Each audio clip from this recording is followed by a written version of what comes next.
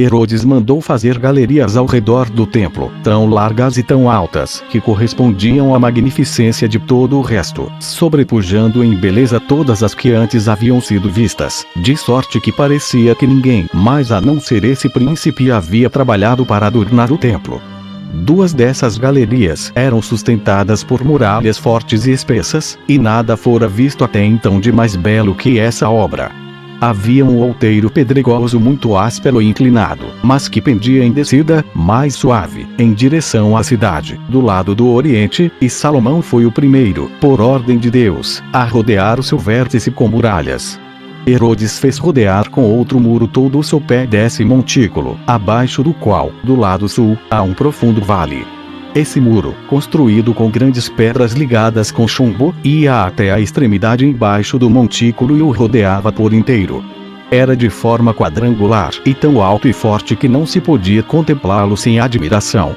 As pedras, de tamanho extraordinário, faziam frente para fora e estavam ligadas entre si com ferro, por dentro, para que pudessem resistir a todas as injúrias do tempo.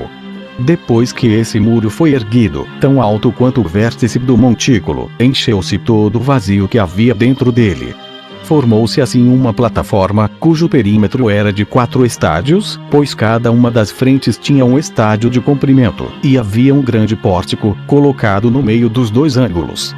Fez-se nesse quadrado um outro muro, também de pedra, para rodear o vértice do montículo, cujo lado, oposto ao oriente, tinha um duplo pórtico, que estava em frente à entrada do templo, a qual estava construída no meio, e vários de nossos reis adornaram e enriqueceram muito essa entrada.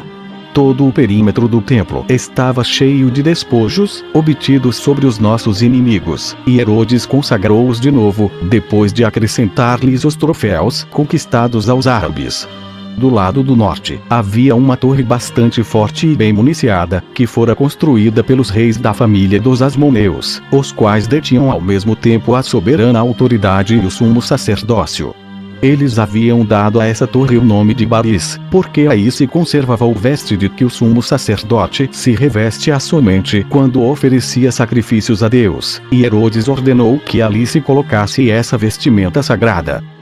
Depois da morte de Herodes, os romanos tiveram-no em seu poder até os tempos do imperador Tibério. Mas quando, durante o seu reinado, Vitélio veio tomar posse do governo da Síria, os habitantes de Jerusalém o receberam com tanta honra que este, para lhes demonstrar a sua satisfação, obteve de Tibério para eles, ante os reiterados pedidos que lhe faziam, outra vez a guarda desse santo depósito. Eles desfrutaram essa graça até depois da morte do rei Agripa, o Grande. Então Cássio Longino, governador da Síria, e Cúspio Fado, governador da Judéia, ordenaram aos judeus que o colocassem na Torre Antônia, a fim de lhe firás ramo antes, em dosse dos romanos. Os judeus, a esse respeito, enviaram embaixadores ao imperador Cláudio. Mas o jovem rei Agripa, que estava em Roma, pediu para ter a posse dele, o que lhe foi concedido, sendo a ordem comunicada a Vitélio. Era assim que se fazia outrora. A preciosa veste era guardada sob o selo do sumo sacerdote e dos tesoureiros do templo. Na vigília das festas solenes, eles iam procurar o comandante na Torre dos Romanos, onde, após a confirmação de que o selo estava intacto, recebiam de suas mãos essa veste e a devolviam, selada como antes, depois de terminada a festa. Essa torre já era forte, mas Herodes a fortificou muito mais ainda, a fim de fortalecer também o templo, e a chamou Antônia, para honrar a memória de Antônio, que lhe havia demonstrado tanta amizade. 678. Do lado do ocidente, havia 4 portas. Por uma delas, ia-se ao Palácio Real, atravessando-se um vale que estava entre eles. Pelas outras 2, ia-se aos arrabaldes e, pela 4ª, à cidade. Mas era preciso, para isso, descer vários degraus até o fundo do vale e tornar a subir por outros tantos, pois a cidade, em forma de circo, está situada em frente ao templo e termina naquele vale do lado do sul.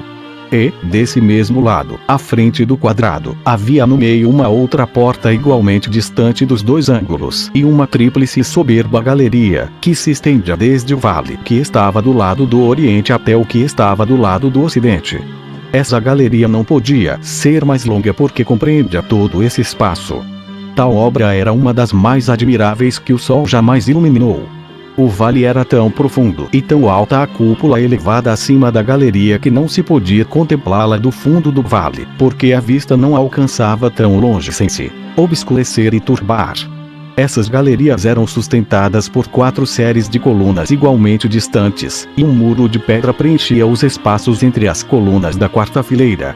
Essas colunas eram tão grossas que eram necessários 3 homens para abraçar uma delas. Tinham 27 pés de circunferência, e a sua base media ao dobro. Havia ao todo 162. Eram de estilo coríntio e tão artisticamente trabalhadas que causavam admiração. Entre essas 4 fileiras de colunas, estavam 3 galerias, cada uma medindo 30 pés de largura, mais de 50 pés de altura e um estádio de comprimento. Mas a do meio era 1,5 vezes mais larga e 2 vezes mais alta que as outras. Viam-se nos forros dessas galerias diversas figuras, muito bem talhadas. A arcada da galeria do meio, que superava as outras, apoiava-se sobre cornijas de pedra, tão bem talhadas e entremeadas de colunas e feitas com tanta arte que as junturas não eram percebidas a olho nu. Poder-se-ia pensar que toda a obra era feita de um único bloco de pedra. Assim estava construído esse primeiro recinto. Havia um segundo, feito com um muro de pedra e que estava a pouca distância. A ele se subia por alguns degraus, e havia uma inscrição que proibia aos estrangeiros lá entrar, sob pena de morte. Esse recinto interior tinha 3 portas do lado do sul e 3 do lado norte, igualmente distantes, e uma grande do lado do oriente, pela qual os que estavam purificados entravam com as suas mulheres, mas a estas era proibido transpô-la. Somente os sacerdotes podiam adentrar o espaço que ficava entre esses 2 recintos, porque ali estava construído o templo, e era onde também se localizava o altar sobre o qual se ofereciam os sacrifícios a Deus. Assim, nem mesmo Herodes ousava entrar ali, porque não era sacerdote. Por isso deixou aos sacerdotes o cuidado dessa obra. Eles a concluíram em 18 meses. Para tudo o mais, haviam-se empregado 8 anos. Não se pode descrever a alegria do povo ao ver tão grandiosa obra terminada em tão pouco tempo. Começaram por dar ações de graças a Deus, e em seguida fizeram também elogios ao rei, pois o seu zelo bem os merecia. Depois, promoveram uma grande festa para celebrar a memória da nova construção. Herodes ofereceu a Deus 300 bois como sacrifício, e os outros também ofereceram vítimas, segundo as suas posses.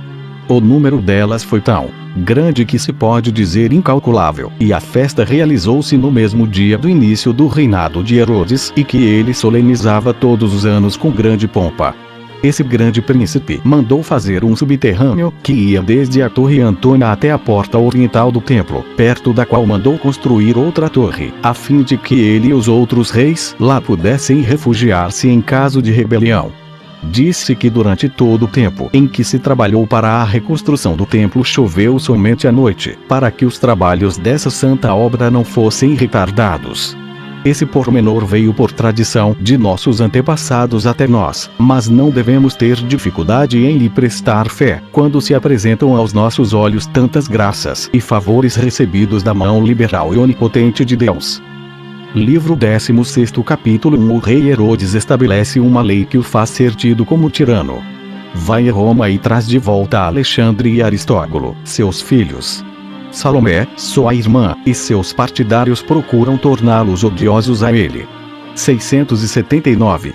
Como o rei Herodes estava persuadido de que um de seus principais cuidados no governo de seu território era impedir que se fizessem injustiças aos particulares, tanto em Jerusalém quanto nos campos, ele ordenou, por uma nova lei, que aquele que furasse a parede para entrar numa casa seria tratado como escravo e vendido fora do reino. Não o fazia, no entanto, para punir o crime, mas para abolir um costume observado havia muito tempo entre nós e se colocar assim acima das leis.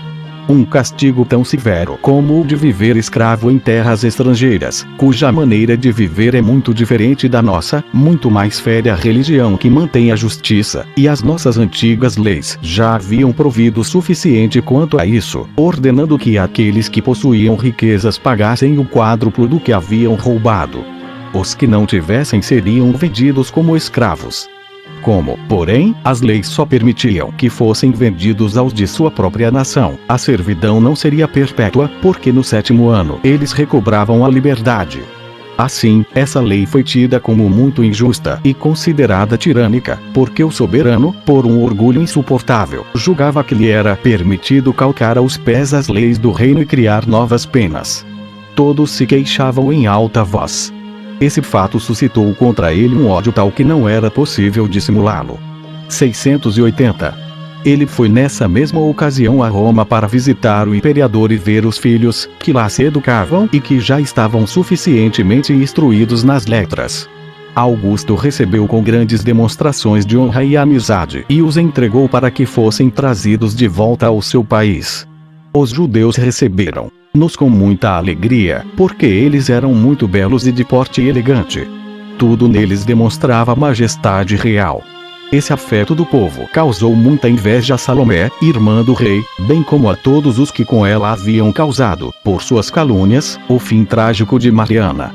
Temiam eles que esses príncipes, logo que fossem elevados ao trono, quisessem vingar a morte de sua mãe e resolveram usar contra eles dos mesmos artifícios de que se haviam servido contra aquela inocente e infeliz princesa, a fim de obrigar o pai deles a renunciar ao afeto que lhes devotava. Depois dessa deliberação, fizeram correr a notícia de que aqueles príncipes não o estimavam, porque ainda o imaginavam com as mãos tintas com o sangue de sua mãe. Não ousavam, no entanto, falar disso ao rei. Mas não duvidavam de que tal notícia logo chegaria aos seus ouvidos, e o ódio que suscitaria em seu coração contra os filhos sufocaria os sentimentos da ternura paternal.